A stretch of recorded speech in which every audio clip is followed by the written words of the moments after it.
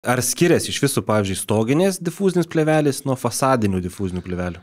Funkcionalumo prasme ne, bet čia mes įlendam į standartus, tai yra C sertifikavimą.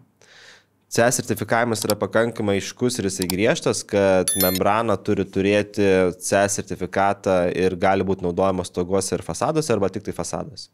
Tai kai kurie taivė, kaip pavyzdžiui, kaip house wrapas, kaip taivė QA fasadas, jie buvo sukurti tiesiog fasadams ir mes kažką sertifikavom tik fasadams.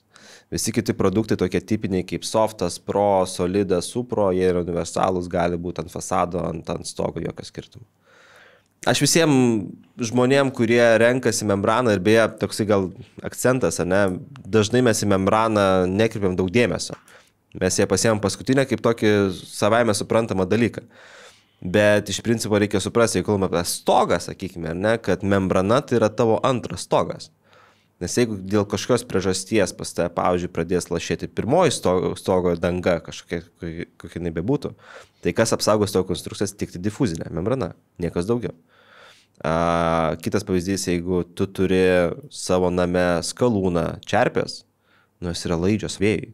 Taip. Tai tada tavo difuzinė membrana tampa dar svarbesnė. Tai difuzinė membrana nėra toksai paprastas dalykas, rulonas, kurį nusipirki ir turi. Šiek tiek reikėtų pasigilinti, nes vis dėlto priklauso tavo namas, kaip atrodys po 10-15 metų.